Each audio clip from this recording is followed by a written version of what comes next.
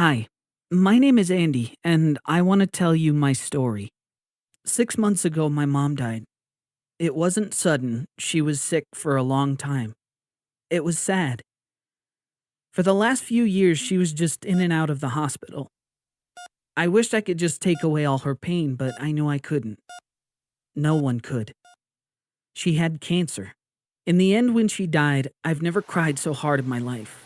I really didn't want her to die, but I was glad she wasn't suffering anymore. What makes it worse is that the day she died, my mom promised me that she wouldn't leave me. She told me that she would always be with me no matter what. And whenever I felt alone or like things were hard, I just had to look for the signs. I wanted it to be true for so long, but I'm not stupid. I don't believe in angels or spirits or anything like that.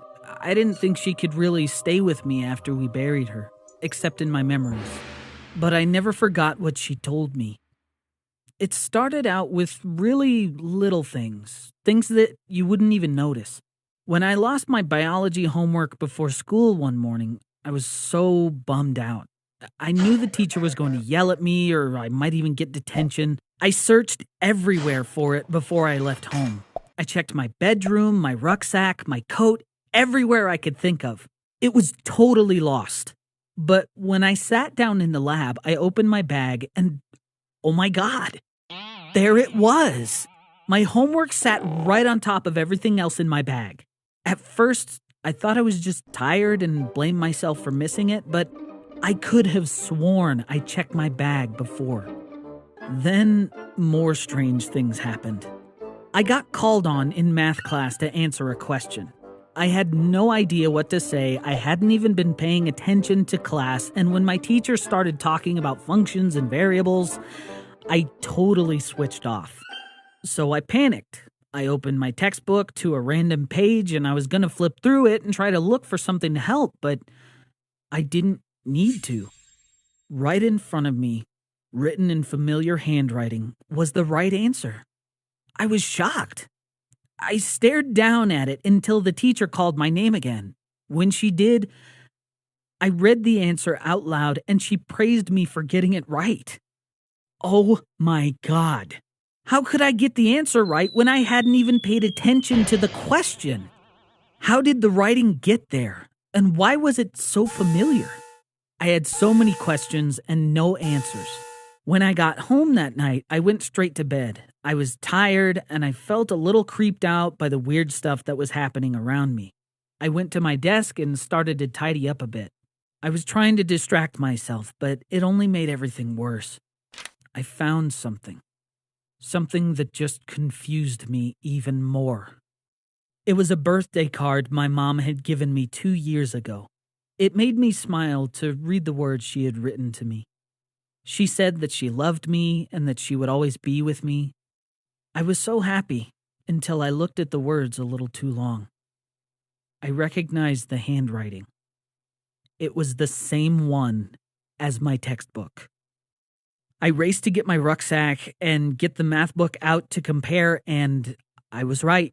It looked exactly the same, but there was no way. I couldn't believe this was true. I tried to explain it to myself that maybe my mom had written in my textbook before she died.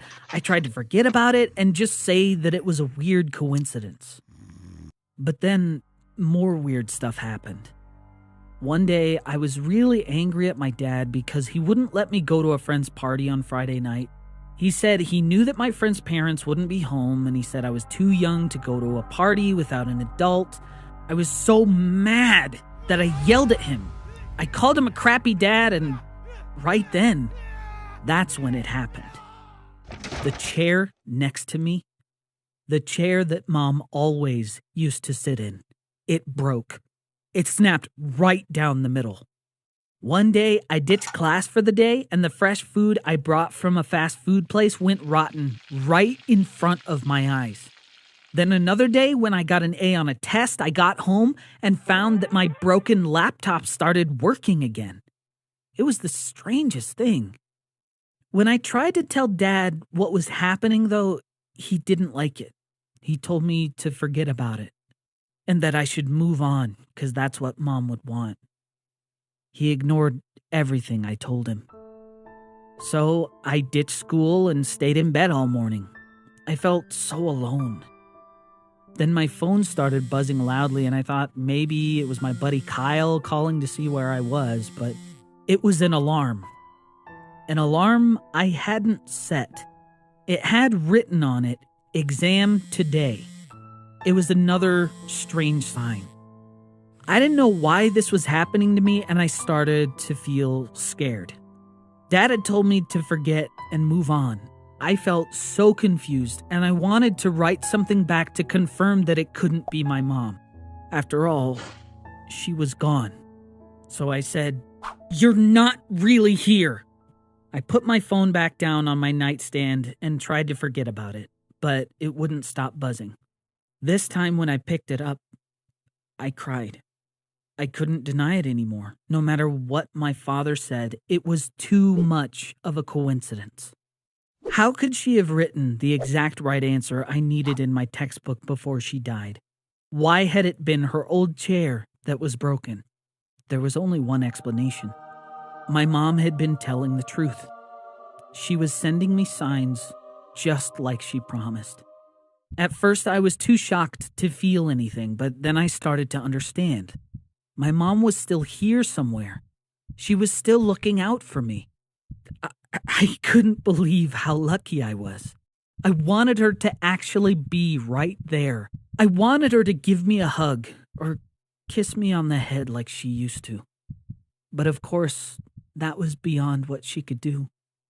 I wanted to send her a message of my own. I wanted to tell her I loved her. So I wrote, "I love you, Mom," into the notepad. The phone stopped buzzing after that.